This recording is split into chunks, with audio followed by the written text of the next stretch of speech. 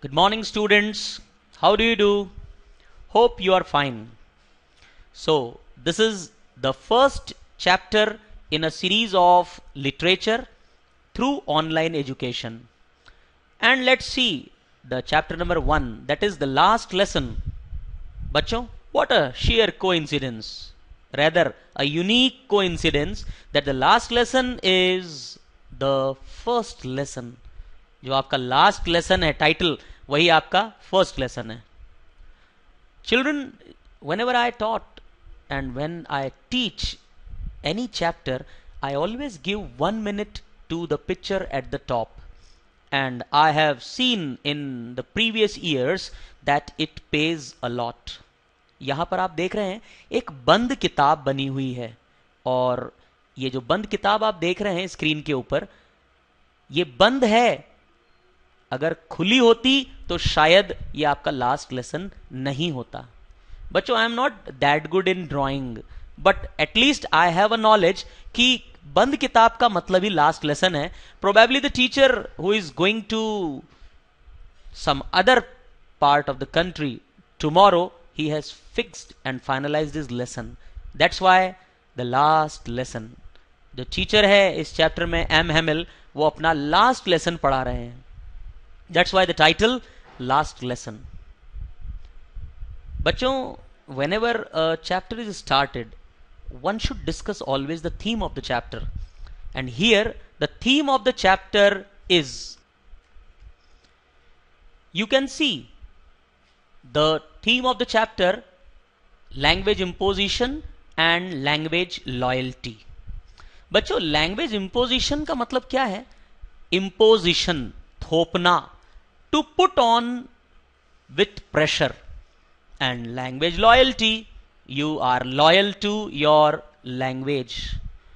The same thing happened with we Indians also, बच्चों, that Britishers ruled over us for more than 200 years. And they also tried to impose English on us, but we were loyal to our language. नहीं तो मालूम है बच्चों, हम लोग India में नहीं, इंग्लैंड 2 में रह रहे होते, क्योंकि इंग्लैंड 1 तो वो है.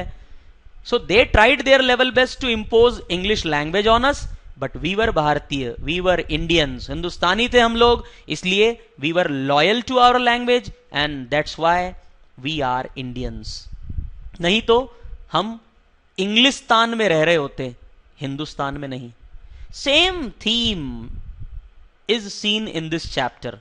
यहां पर फ्रेंच लोगों पर जर्मन्स थोपी जा रही है.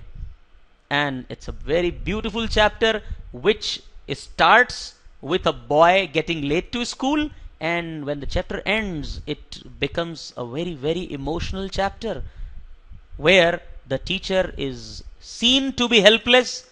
He is not in a position even to speak, and like this he ends the last lesson. बच्चों, चैप्टर चालू करने से पहले मैं एक इंपॉर्टेंट टर्म आपके साथ डिस्कस करना चाह रहा हूं, and we call it linguistic chauvinism. ये लिंग्विस्टिक शॉविनिज्म की समस्या पूरी दुनिया भर में आ रही है. आपने जो इराक ईरान वाली जो बात आप पढ़ते हैं, वो और कुछ नहीं, वो लिंग्विस्टिक शॉविनिज्म ही है. से सपोज एक जनरल मैं क्वेश्चन हमेशा मेरे बच्चों से पूछता हूं कि after completing your IIT, after completing your BTech degree, after completing your CA, CS and any of the professional degrees, if you suppose are posted in Chennai, say suppose you are Rajasthani and you are posted in Chennai, और you are from Tamil Nadu and you are posted to Rajasthan, and likewise you are a Punjabi and you are posted somewhere in Gujarat. Means what I want to convey is that the region, the city, the state in which you belong to, and you are posted somewhere in a place where you don't know the language, what will happen to you? You will be facing a problem of language. Language की problem face करेंगे ना बच्चों आप. So you can see you became linguistic minority in that state. Rajasthani Chennai में जाकर linguistic minority बन जाता है, and उसी तरह से एक तमिलियन राजस्थान में आकर माइनॉरिटीज में काउंट किया जाता है। Here I ask a very simple question to my children that how can one keep their language alive? आप अपनी भाषा को जिंदा रख सकते हैं क्या? Can you keep your language alive? Yes, we can keep our language alive, definitely. आपने सुना होगा कि चंडीगढ़ में हर तीसरा मकान, पंजाबीज में वो हर तीसरे मकान में कोई ना कोई एक बंदा कनाडा में सेटल्ड है। And they are not only settled there, they are doing very well there. They are good businessmen there, and not only that, they are so much liked in Canada that one of the senators is Punjabi. तो आप सोच सकते हैं बच्चों कि one can keep their language alive. Means those people have kept their language alive even in abroad, in Canada. So you can also keep your language alive here in India. Now, what can be the possible, say, ways of keeping your language alive? आजकल social networking sites हैं, उसमें आप अपने reason के लोगों को देख सकते हो, उनसे फ्रेंडशिप कर सकते हो और उन्हें मोटिवेट कर सकते हो अपनी लैंग्वेज बोलने के लिए। से suppose you are in Tamil Nadu and you are a Rajasthani, you can create a social club, you can motivate them to speak in Hindi, you can even create a group of people to motivate them in speaking Hindi by telling them that Hindi is our mother tongue, Hindi is our mother language. So now what is this word chauvinism? बच्चों, chauvinism का मतलब क्या होता है? It's a combination of two terms, ism and chauve. Chauvinism, Hinduism, Sikhism, Muslimism, Jewism, Judaism, ये सब ism वाद होता है। हिंदी में एक वर्ड है वाद, हिंदूवाद, नक्सलवाद, chauvinism, it's a sort of a वाद। ये शॉवेनिज्म जब मैं बच्चों को समझा रहा होता हूं, I always give an example of that movie, a very famous movie of Sunny Deol, Gadar.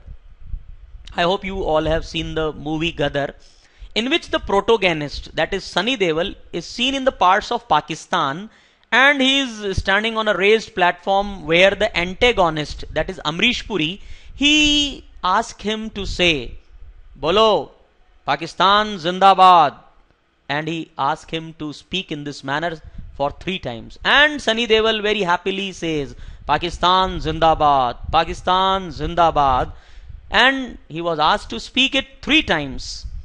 And when he was asked to speak Hindustan Murdabad, he becomes ferocious and he is seen in an anger, destroying 2-3 बार अलग अलग तरह से use होगा।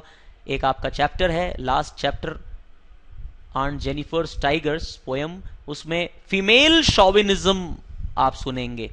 तो female शॉविनिज्म क्या होगा हम last chapter को पढ़ाते समय बताएंगे। शॉविनिज्म वर्ड क्लियर हो गया होगा, I hope like that only. So we have discussed amply about what is language imposition, what is language loyalty, what is linguistic chauvinism.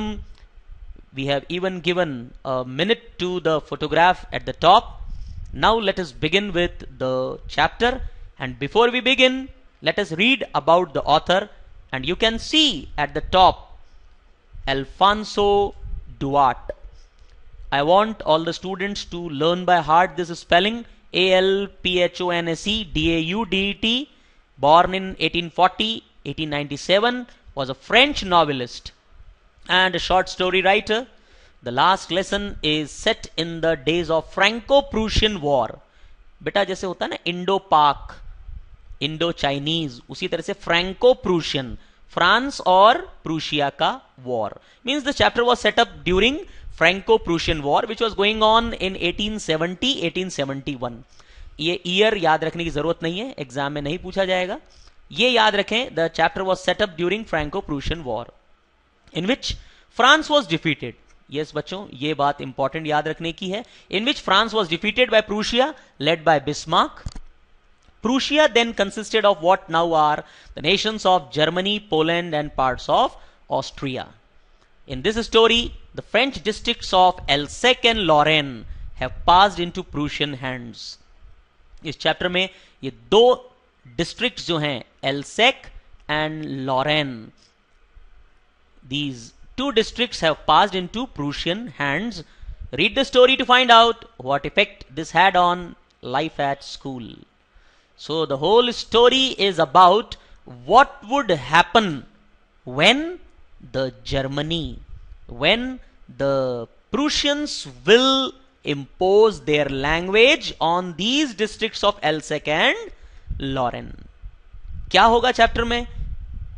इसको सुनने के लिए आपको चैप्टर सुनना पड़ेगा, पढ़ना पड़ेगा. So again, before I start teaching you this chapter, again मैं इंडियन स्टूडेंट से ये बात पूछता हूं कि से सपोज आज अगर जर्मनी इंडिया पे इन्वेड कर ले